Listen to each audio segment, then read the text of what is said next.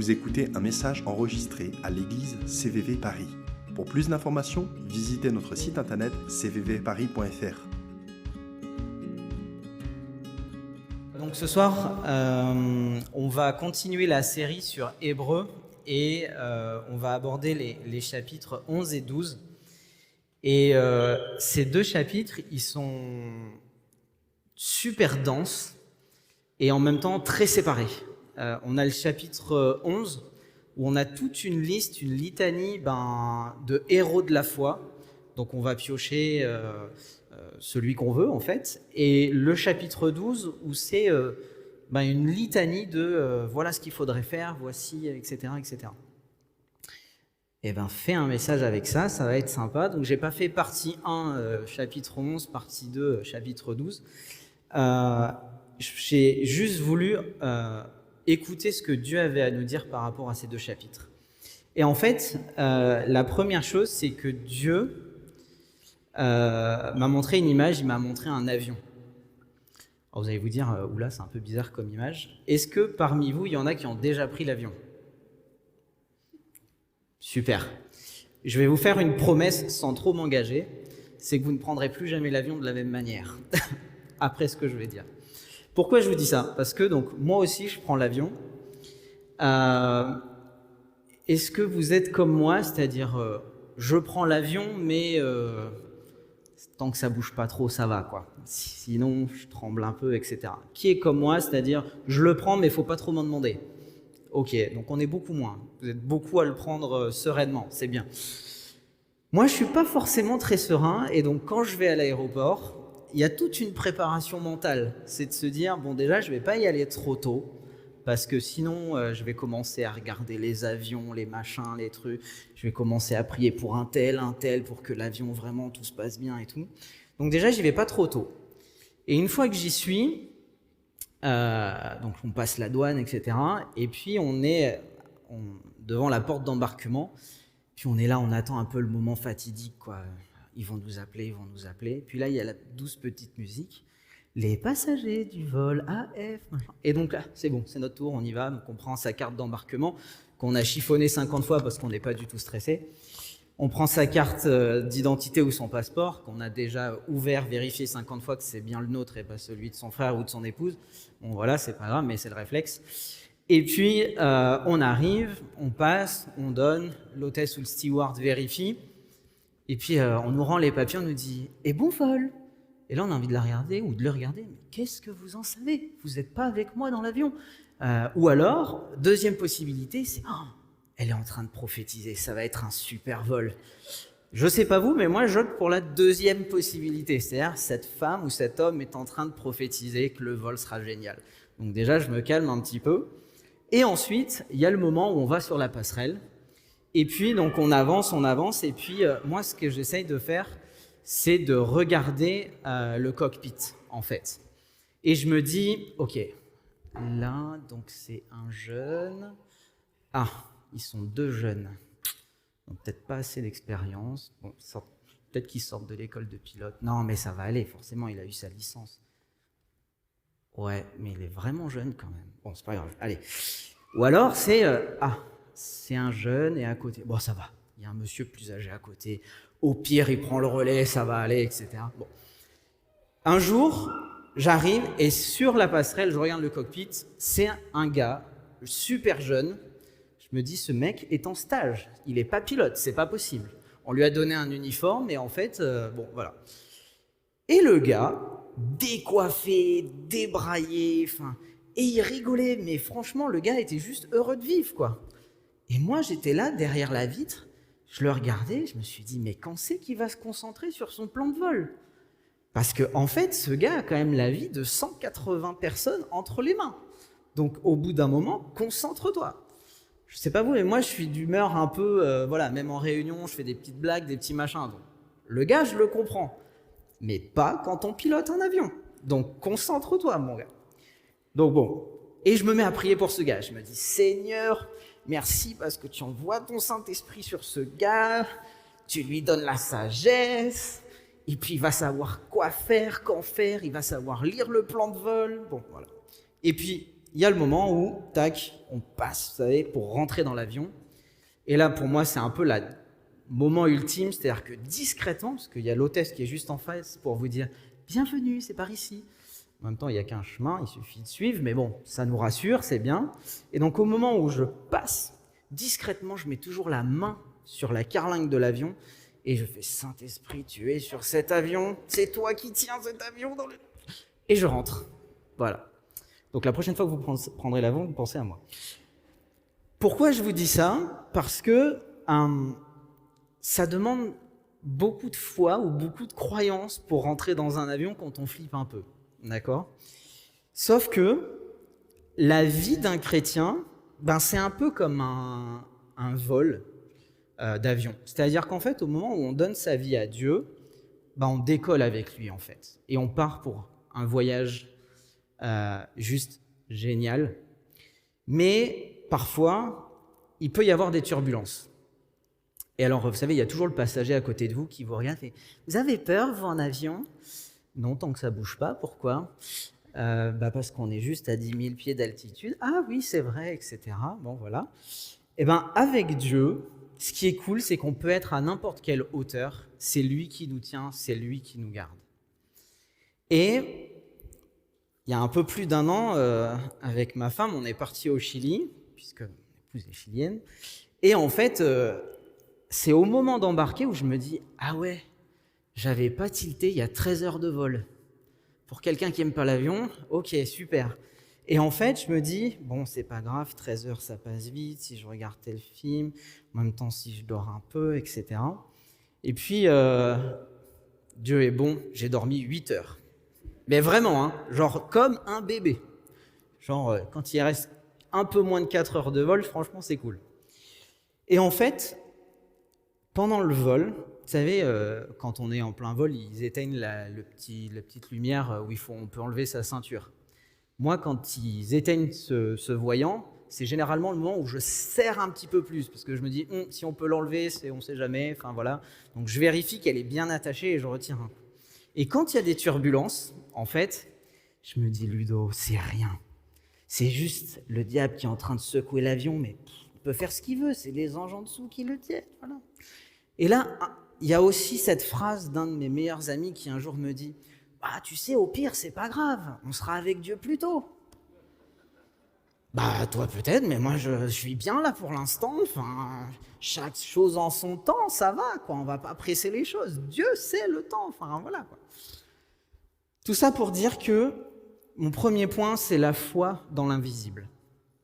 Et la foi dans l'invisible, pourquoi ? Parce que souvent, on est là et on se dit ça, je vois à peu près, ou ça, j'ai envie de ça, et on s'approprie les choses, on identifie les choses, mais finalement, la foi, c'est un pas de foi.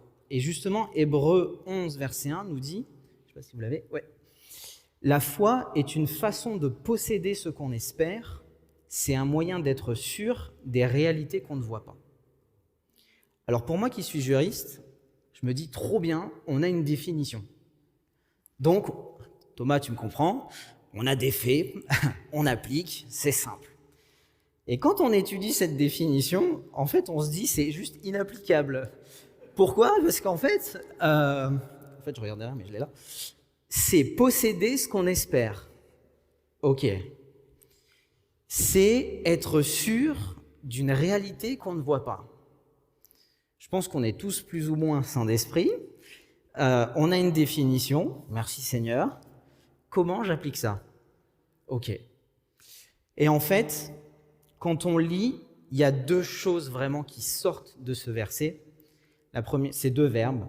Le premier, c'est posséder. Et la deuxième chose, c'est le fait d'être sûr, donc c'est de connaître. Les définitions du Larousse, c'est juste de dire que posséder, c'est avoir à sa disposition quelque chose. Et connaître ou être sûr, c'est avoir confiance en quelque chose ou quelqu'un, et quelque chose qu'on ne peut pas remettre en cause. C'est quelque chose qui est vrai.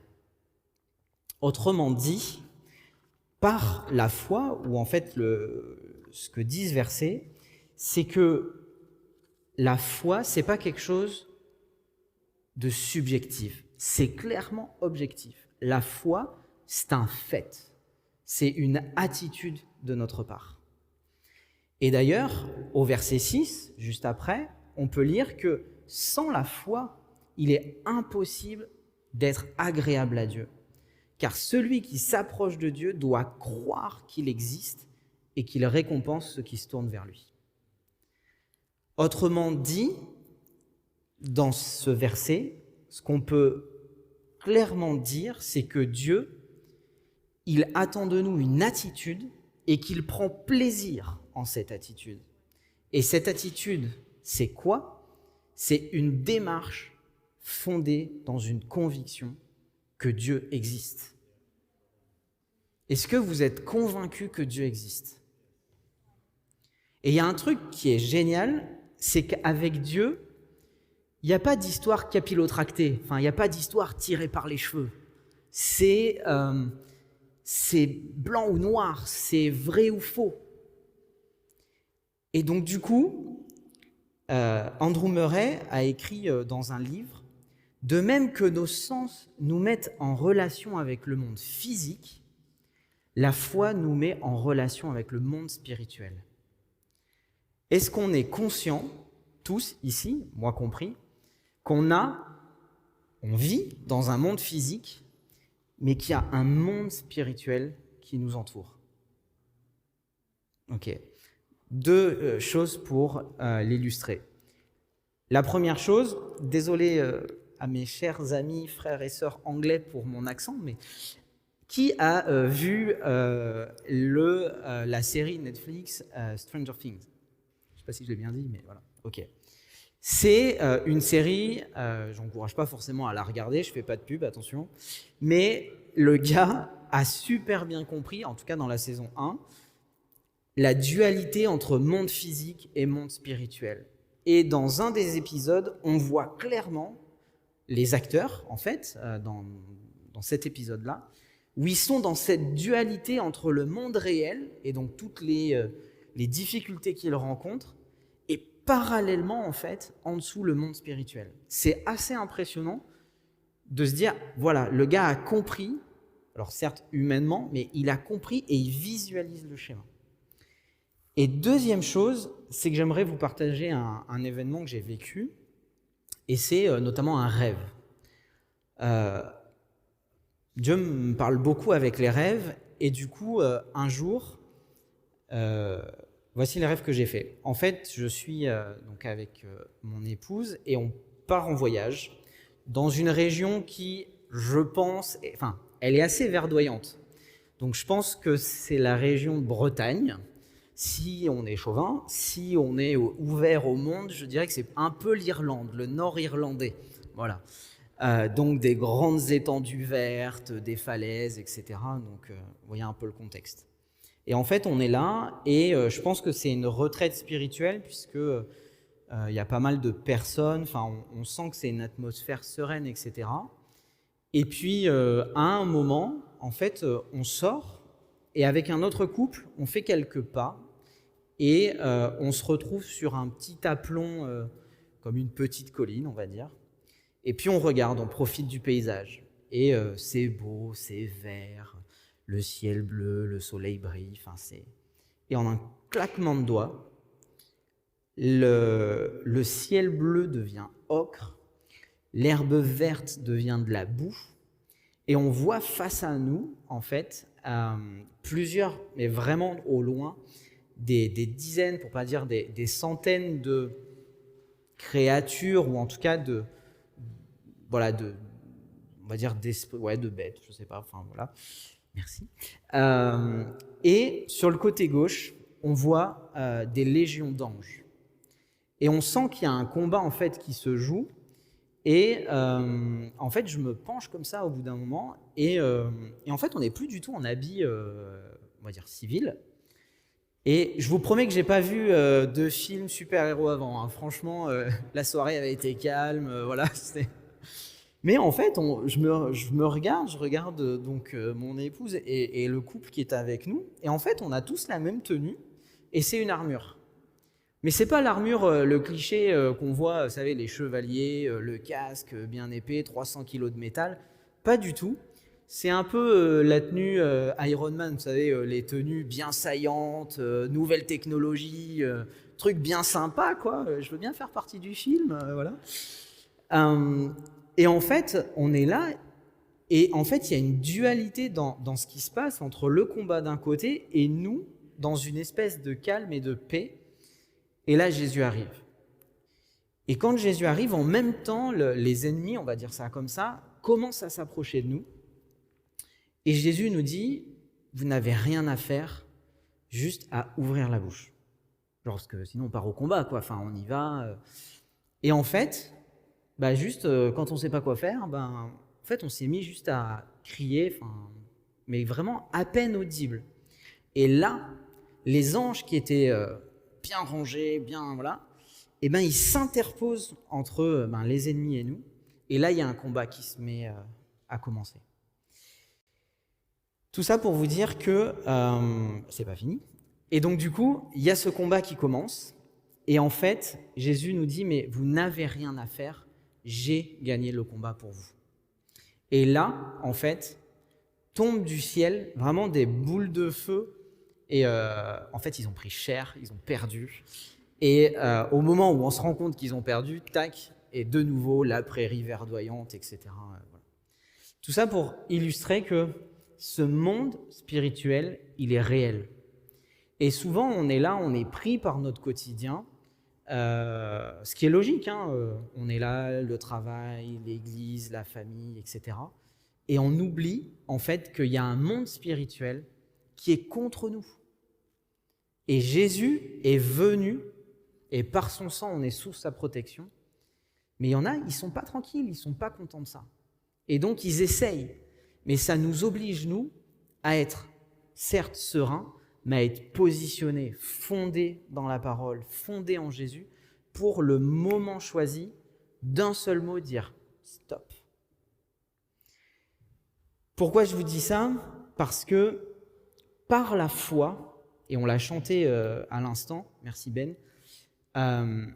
on a cette ferme assurance des choses qu'on ne voit pas, et on est rempli de grâce. Notre Dieu est un Dieu de grâce.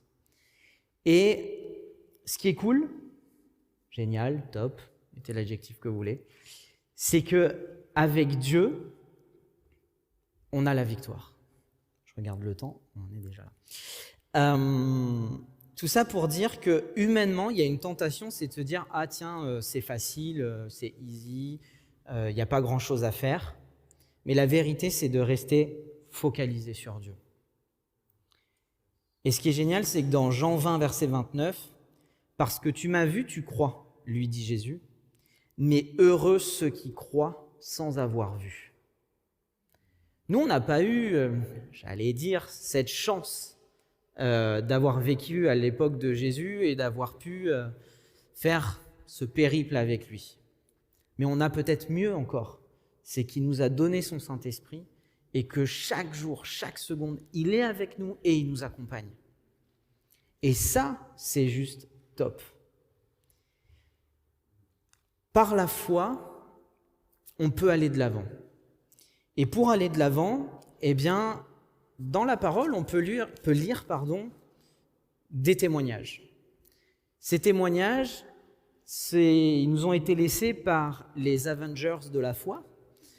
Je ne fais pas la pub pour la célèbre compagnie de super-héros, mais notre société actuelle, c'est du super-héros. Ce qui est super intéressant, c'est que on n'a rien inventé aujourd'hui. Les super-héros existaient déjà sous l'ancienne alliance. Et on ne va pas tous les voir dans le détail parce que je pense qu'il me faudrait le triple du temps que je n'ai pas. Mais on va en regarder quelques-uns pour les choses spécifiques qu'ils ont apportées par rapport à la foi. Le premier super-héros, c'est Abel. Déjà, Abel, c'est le premier enfant du monde, puisqu'on a Adam et Ève qui ont eu Abel et Caïn. Jusque-là, ok. Abel et Caïn, on voit en Genèse 4, verset 4, Abel lui aussi fit une offrande. Il présenta les premiers-nés de son troupeau et en offrit les meilleurs morceaux. L'Éternel prêta attention à Abel et à son offrande. Est-ce que vous vous rappelez l'offrande qu'a fait Caïn ? Des légumes. Merci, Paul. Non, je rigole. Du coup, Sam, en fait, Dieu n'est pas anti-vegan. Ne me faites pas dire ce que je n'ai pas dit, ok ? Mais à l'époque, non, même pas. En fait, Dieu, il a été marqué par quelque chose. Non pas par les légumes ou par les premiers-nés. Il a été marqué par le sacrifice vivant. Et c'est pour ça, en fait, qu'il s'est focalisé, entre guillemets, sur Abel. C'est qu'en fait, il a offert un sacrifice. Et quel est l'autre sacrifice qu'on connaît ? Vivant. Interro surprise, vous avez 1 heure. Jésus. Jésus et nous. Jésus a été le sacrifice ultime pour nous permettre d'entrer dans le royaume de Dieu. Sauf que, encore faut-il qu'on fasse, nous, ce premier pas de foi, ce sacrifice. Et en fait, la première étape de la foi, c'est de se sacrifier à soi-même pour accepter Jésus dans notre vie. Le deuxième exemple que je voulais partager avec vous, c'est celui d'Hénoch. Il arrive juste après Abel. On voit bien que lui, Hénoch, a été enlevé auprès de Dieu pour échapper à la mort et on ne le trouva plus parce que Dieu l'avait enlevé. C'est le verset 5. On comprend, et c'est dans Genèse 5, verset 24, que Hénoch a vécu en communion avec Dieu. Là, je cite le Genèse. Il était en communion. Et par cette parfaite communion Hénoch-Dieu, en fait, Dieu n'a pas permis qu'Hénoch vive certaines tribulations, et notamment la mort. Autrement dit, lorsque Dieu enlève Hénoch, il fait perdre à la mort sa puissance. Quel est l'autre sacrifice qui fait perdre à la mort sa puissance ? Le sacrifice de Jésus, avec la nouvelle alliance. On voit à chaque fois le parallèle ancienne alliance, nouvelle alliance. Et avec Hénoch, on voit aussi quand on lit son histoire, qu'en fait, il y a un élément principal de la vie d'Hénoch, c'est cette communion. Mais pour être en communion avec quelqu'un, il faut désirer cette communion. Il faut avoir envie de passer du temps avec cette personne. Quand vous avez des petits soucis relationnels avec une personne, vous n'avez peut-être pas forcément envie de dîner, déjeuner, passer votre journée avec cette personne. Avec Dieu, c'est pas comme ça. C'est une communion perpétuelle. Et Dieu, il adore ça, puisqu'il récompense, entre guillemets, et quand je parle de récompense, il faut vraiment être clair que c'est l'ancienne alliance et qu'aujourd'hui, nouvelle alliance, il n'y a plus ce légalisme, d'accord ? Mais à l'époque, Dieu, il récompense cette communion et donc il enlève Hénoch. J'avance un petit peu plus vite, mais on voit qu'il y a Noé ensuite. En bref et en image, on connaît tous l'histoire de Noé. Et Dieu lui donne une révélation. Donc Noé, c'est le symbole de l'œuvre de la foi. Imaginez, aujourd'hui, Dieu vous dit, tu vas aller construire une arche à la place du Stade de France. Juste bon courage, parce que vous risquez de rencontrer certains ennuis juridiques et policiers, au passage. Mais donc on se dit, ouais, mais aujourd'hui, Dieu nous demanderait autre chose, etc. Certes, on ne sait pas. Mais à l'époque, imaginez le contexte. Dieu dit à Noé, tu vas construire une arche. Il est passé pour... non, mais ce gars, il est juste, out, quoi. Et en fait, Noé, il est devenu, par sa confiance en Dieu, le père de nous tous, puisqu'on peut lire que Noé est devenu le père de tous les hommes et que grâce à sa crainte respectueuse, on le trouve dans la version Darby, c'est que par sa crainte respectueuse, 8 personnes seulement ont été sauvées. Enfin, aujourd'hui, on est quasiment 7 milliards sur Terre. Enfin, quand on fait le... Voilà, à l'époque, ils n'étaient pas 7 milliards, on est d'accord, mais quand même. Par la foi, Noé, il a mis en œuvre sa confiance en Dieu et il a construit l'arche. Et l'arche, qu'est-ce qu'elle est devenue ? Elle est devenue, c'est notamment Yann, je crois, qui l'a dit la semaine dernière, enfin, il a parlé de sanctuaire. Et en fait, l'arche, c'est devenu le lieu du salut, en fait, pour être sauvé. Et aujourd'hui, notre salut, il est en Jésus. Ça, c'est la nouvelle alliance. Vous voyez, ancienne alliance, nouvelle alliance. Et en fait, quand on donne notre vie à Jésus, c'est comme si dans l'ancienne alliance, à l'époque de Noé, on était entré dans cette arche pour être sauvé. Ensuite, il y a Abraham. C'est l'obéissance de la foi. Abraham, il a obéi à l'appel de Dieu qui lui ordonnait de partir pour un pays qu'il devait recevoir plus tard en héritage. Et il est parti sans savoir où il allait. Si Dieu nous demande aujourd'hui de partir sans savoir où on va, qui d'entre nous est prêt à le faire ? Ouais, je suis d'accord avec vous. On va se poser 2 fois la question, on va demander 2-3 confirmations par le Saint-Esprit. Alors, je voudrais bien de la buée sur un carreau sur 2, un peu à la Gédéon. Un matin, ça sera le carreau de droite, le lendemain, le carreau de gauche. Vous voyez, pour avoir... Mais Abraham, il a écouté et il est parti. Et en fait, on pourrait parler des heures, je pense, de ce verset, mais il y a 4 éléments principaux. C'est la première chose, il a accepté de partir. Autrement dit, il s'est séparé du monde, il s'est séparé de son pays. Nous, aujourd'hui, est-ce qu'on est prêt à se séparer du monde pour entrer pleinement dans le royaume de Dieu ?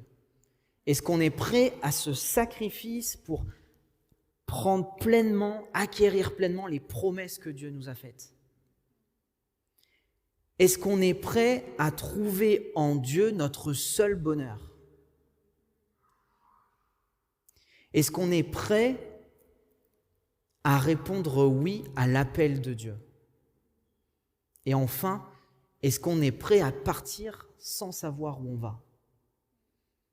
Est-ce qu'on est prêt à monter dans cet avion pour un voyage dont on ne connaît pas la destination ? Avec Abraham, il y a un appel auquel on répond à l'obéissance pour voir la réalisation des promesses. Ensuite, il y a Moïse. Et Moïse, c'est le choix de la foi. Je vais accélérer. Moïse, je vais aller super vite, mais il y a 3 choses. C'est le verset 26. Il estimait devoir subir l'humiliation que Christ devait connaître, car cela constituait une richesse bien supérieure au trésor de l'Égypte. En effet, il avait les yeux fixés sur la récompense à venir. En fait, on est humain, et comme disait Andrew Murray, c'est super facile de s'attacher à ce qu'on voit. C'est vrai. J'aimerais bien un appartement à Paris, j'aimerais bien la dernière Ferrari qui vient de sortir, ou la dernière 208, d'accord. J'aimerais bien voyager en classe affaires et pas en éco. Mais la réalité, c'est quoi ?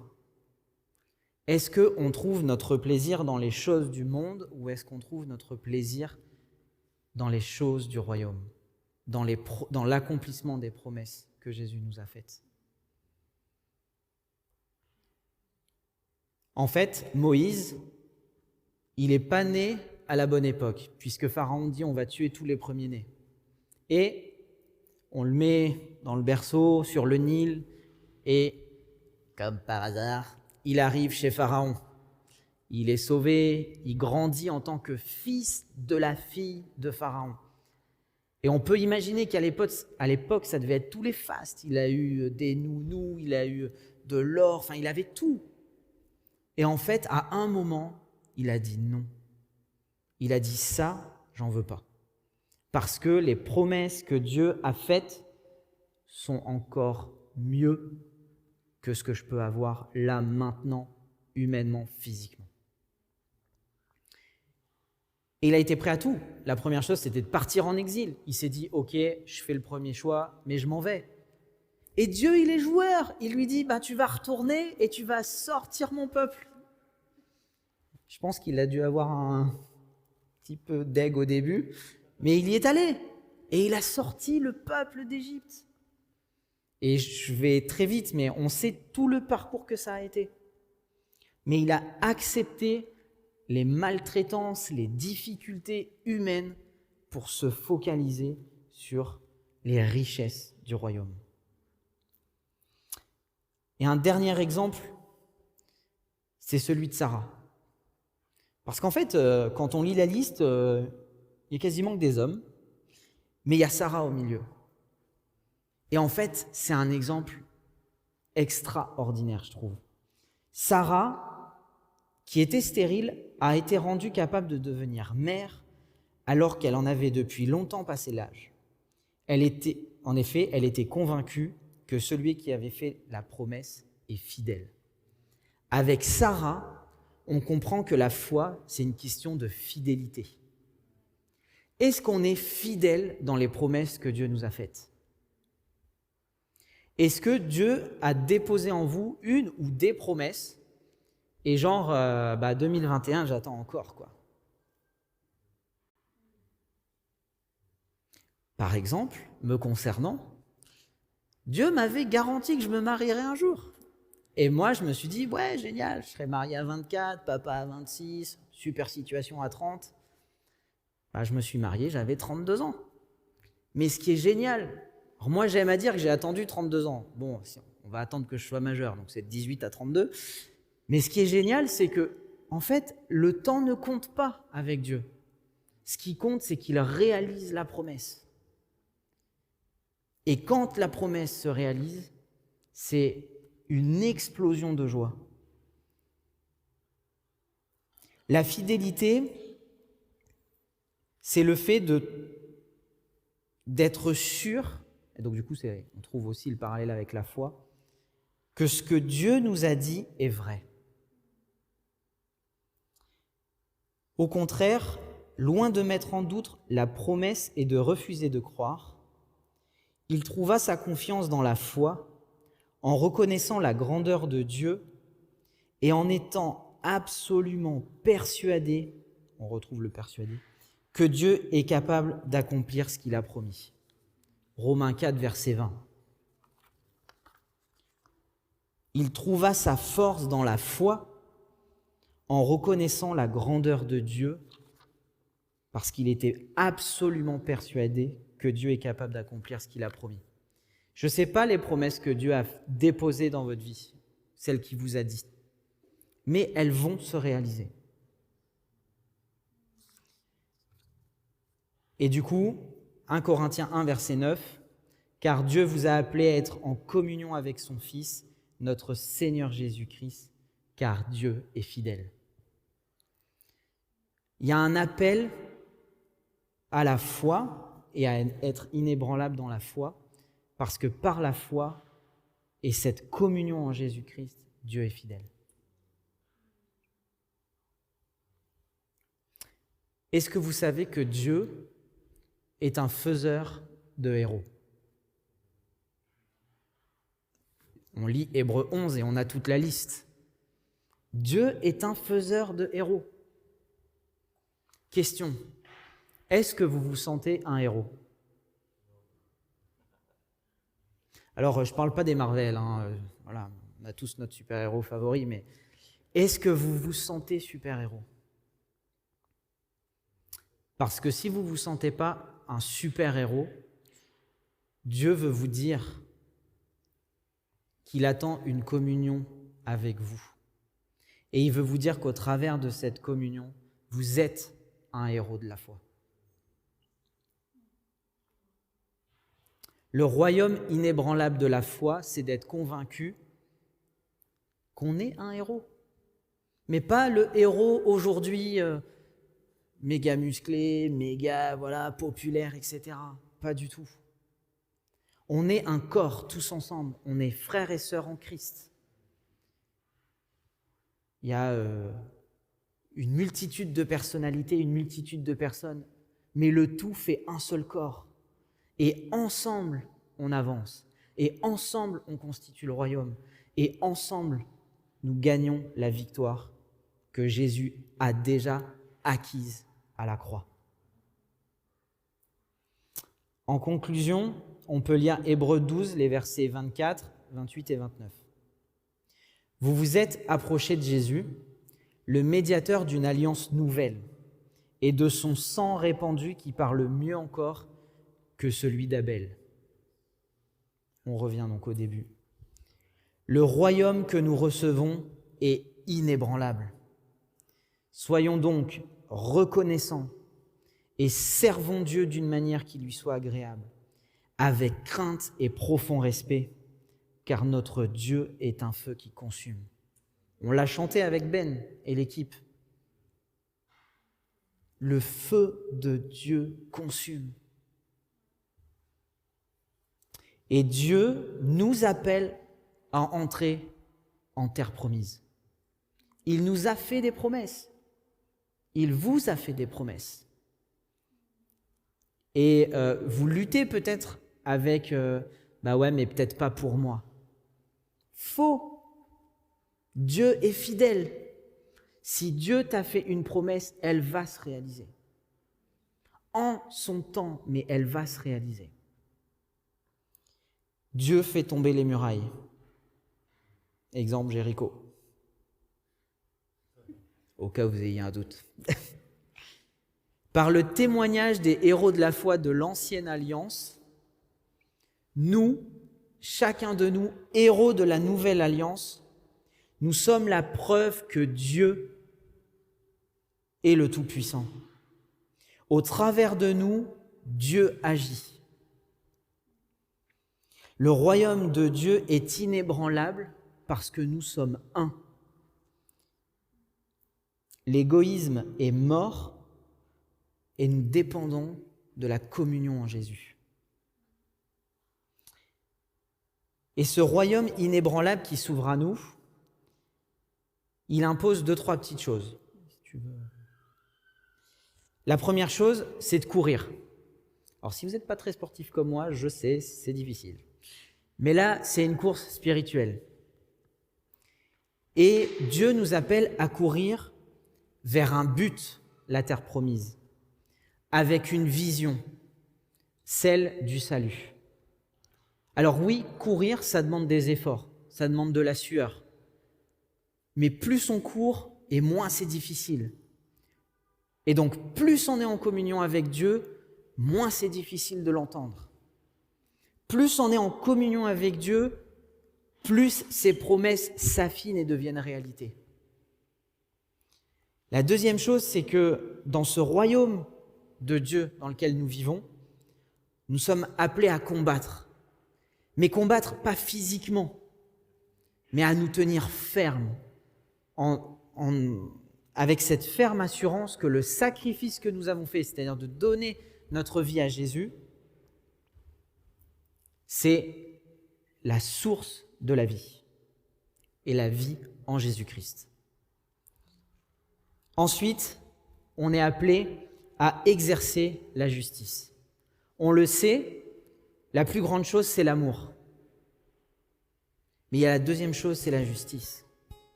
Dieu nous appelle à être justes. Que ce soit dans nos actions, dans nos paroles, où que nous soyons, nous devons être justes. Et enfin, on est appelé à expérimenter la puissance. Est-ce que vous êtes partant pour expérimenter la puissance de Dieu ? Vivre par la foi, devenir un héros de la foi, c'est pas être épargné des difficultés. Moïse, il a fait des choix et il a dégusté dans sa vie. Et tous les autres également, mais je ne vais pas refaire toute leur vie. Mais ce qui est sûr, c'est que Dieu, au travers des difficultés que nous vivons, et je ne suis pas en train de dire que Dieu nous donne des difficultés, mais ce que je dis, c'est que les difficultés par lesquelles nous passons, elles nous élèvent toujours plus vers lui. Elles nous permettent de lui rendre gloire à lui. Nos réussites, ce sont les siennes. Nos victoires sont celles de Jésus. Et donc finalement, être inébranlable dans la foi, est-ce que ça ne serait pas tout simplement une histoire d'amour ? L'amour du Créateur avec sa création, l'histoire d'amour d'un père avec ses enfants. Est-ce que notre foi, elle est comme un feu dévorant ? Est-ce que cette foi qui est en nous, elle est comme ce feu qui jaillit ? Est-ce qu'on est prêt à mettre nos difficultés de côté et de se dire « Oui, je suis inébranlable. Parce que je ne suis pas seul. Jésus est avec moi. Jésus me porte quand c'est le plus difficile.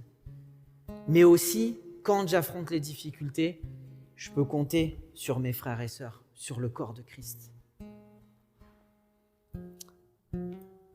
Avant de terminer, et je pense que j'ai largement dépassé, mais vous m'excuserez. Est-ce qu'on peut se lever tous ensemble ? En fait, non. En fait, j'aimerais vous dire une chose. Levez-vous si vous avez envie. Vous n'êtes pas obligé. Vous faites... Si vous... Et ce n'est pas un si, en fait. Même assis, vous pouvez recevoir la puissance de Dieu. Mais si Dieu vous dit « lève-toi », levez-vous. Si Dieu te dit « mets-toi à genoux », mets-toi à genoux. Si Dieu te dit « lève les bras », lève les bras. Mais il y a un appel. Et je vais vous citer Daniel Habif, qui est un pasteur sud-américain. Alors que peut-être on peut fermer les yeux, essayons de visualiser ce qu'il dit. Ils ont peur, mais ils n'ont pas peur. Ils ne limitent pas leurs rêves parce qu'ils savent que l'échec n'existe pas. Ils savent ce qui était, ce qui est nécessaire et ce qui viendra. Ils ne disent pas demain parce que demain n'existe pas. Ils cherchent la grandeur. Ils savent que rien n'est permanent, ni les erreurs, ni les peurs, ni les échecs. Ils savent que personne ne peut leur voler leurs rêves. Alors ils prennent des risques, ils conquièrent, ils combattent. Ils utilisent tous leurs talents et leurs dons. Ils ne perdent pas leur temps, ils élèvent les normes. Ils acceptent que leurs erreurs ne les enchaînent pas. Ils ne s'arrêtent pas aux opinions des autres. Et l'impossible n'est qu'un jouet. S'ils tombent, ils se lèvent. Ils écrivent aujourd'hui avec des faits qu'ils veulent lire demain. Ils pardonnent, ils servent, ils aiment. Ils montent au sommet. Oui, éprouvés dans le feu et la douleur, ils ont pleuré, ils ont souffert. Mais ne vous vengez pas, ne punissez pas. Brisés et déchirés, vous êtes saints parce que vous êtes inébranlables.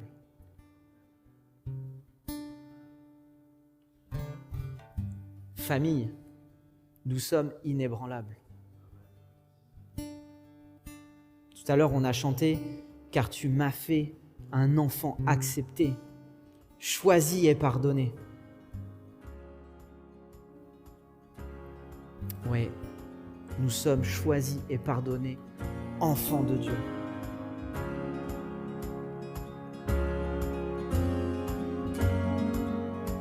Vous venez d'écouter un message enregistré à CVV Paris. Pour plus d'informations, visitez notre site internet cvvparis.fr.